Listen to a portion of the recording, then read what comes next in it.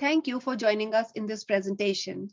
My name is Vibha Kaushik, and my colleague Amber Ducat is joining me today in presenting this study, the title of which is Perception of Aging in the Right Place, Photovoice with Older Adults Transitioning from Experiencing Homelessness During COVID-19. We will start our presentation with acknowledging that we both work and live on the traditional lands of Indigenous peoples of Canada, after which we will briefly talk about the study and present the background and context of this research.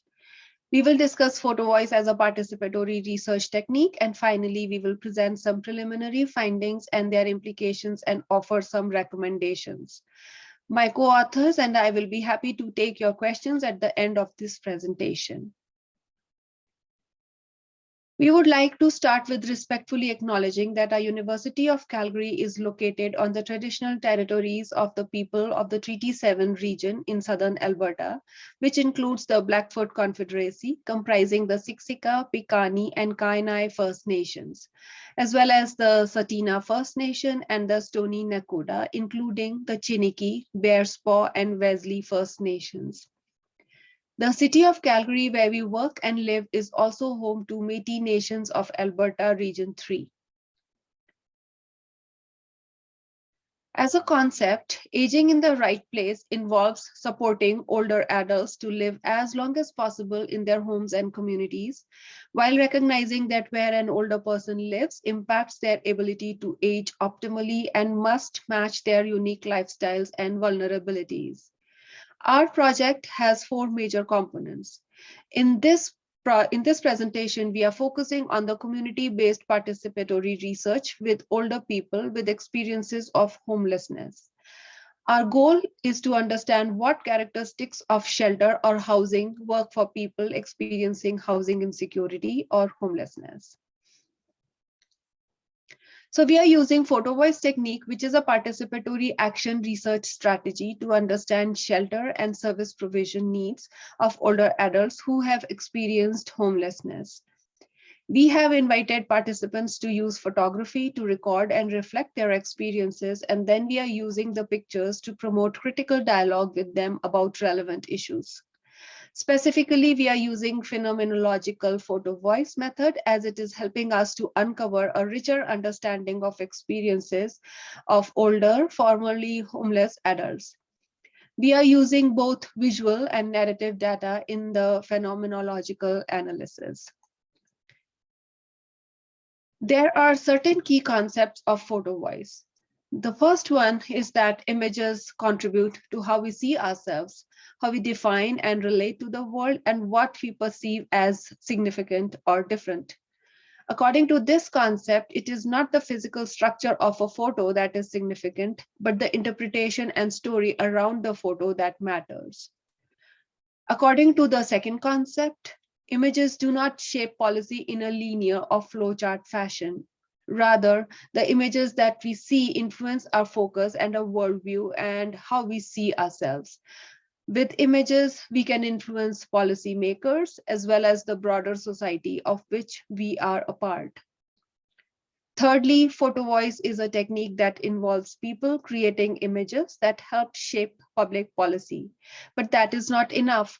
The process also requires people define those images and share stories, because it is through these stories that we can better understand the context of people's lives. According to the fourth concept, the research team must be deliberate in the recruitment of key players of influence and change-making to be an audience of the images and stories. This does not occur spontaneously. And finally, this technique is grounded in the understanding that policies derived from the integration of knowledge, skills, and resources within affected population will more effectively contribute to public policies. Currently, we are completing the first round of data collection at 3 sites in Calgary, Vancouver, and Montreal. In Calgary, we have completed 8 interviews at the Kobe shelter. In Vancouver, we have completed 5 interviews at Senior Services Society, and in Montreal, we have completed 12 interviews at Old Brewery Mission. Now, my colleague will share some data trends and emerging findings. Over to you, Amber. Thanks, Vibha. So there are 5 emerging themes that have come out of our Photovoice research with older adults experiencing homelessness. For older adults in temporary housing, aging in the right place includes the following. We will share brief details and findings from each theme. The first emerging theme was opportunities for social interactions, connections, and community building.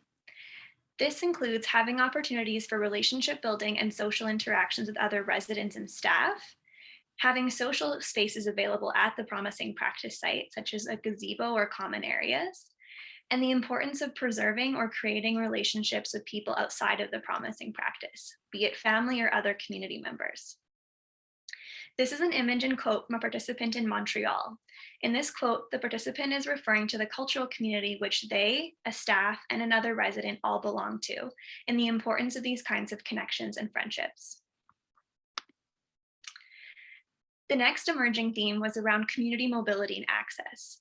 This refers to the ability to access and get around the community, having amenities available nearby, such as groceries, parks, pharmacies, or doctors. Also, transportation was highlighted as an important factor for mobility, freedom, and accessing community resources for participants. This image from a Vancouver participant shows a bus stop by the promising practice. They discuss the importance of having transit nearby to have easy access to amenities and services. The next emerging theme was the supportive features of temporary housing. For participants, this meant having helpful staff and accommodating services, the availability of phone and Wi-Fi, which facilitated connections with family, friends, and staff, and the presence of home-like decor and furniture, which contributed to a sense of belonging and home. This photo is of a participant in Calgary's room at the promising practice. She spoke of how comforting it was to have such a beautiful space and to be given such a beautiful space, and how in having this space, she felt cared for. She described this space and this room as her shelter from the storm. A Vancouver participant discussed how stereotypes of individuals experiencing homelessness can lead to assuming that those staying in temporary housing don't want, need, or deserve a nice place. They highlighted the significance of having a space that feels like someone put intention and care into it, and the impact of this on their well-being. The next emerging theme was the engagement with the built and natural environment. For the built environment, this refers to things such as open space design, the availability of natural light, the building itself, and how these things contributed to feelings of comfort, belonging, and security. The natural environment refers to features such as the existence of trails, parks, gardens or flower beds, and greenery close by, and how these things provided physical and emotional benefits and a sense of belonging for participants. In this image, a Calgary participant shared that they appreciated the design details in the building itself, and that these elements made the shelter feel welcoming and safe for him. A Vancouver participant highlighted how the importance of having communal outdoor spaces where they could go and enjoy the natural environment and connect with others, particularly during the pandemic. Now, these are preliminary findings as the data collection is ongoing at 2 out of 3 sites, as well as the analysis. Yet, even though these are preliminary findings, there are a few recommendations that we wanted to highlight today. The first being that Photovoice can be an effective research methodology to engage older adults who are experiencing homelessness in participatory research and can really promote a sense of empowerment for them. The other key piece we want to highlight is that housing policy initiatives that promote aspects of aging in the right place, highlighted by participants here, along with the right to adequate housing, can support older adults to age in the right place given their unique circumstances and vulnerabilities. Thank you so much for joining us. For more information on our study, please use the email address listed to contact us.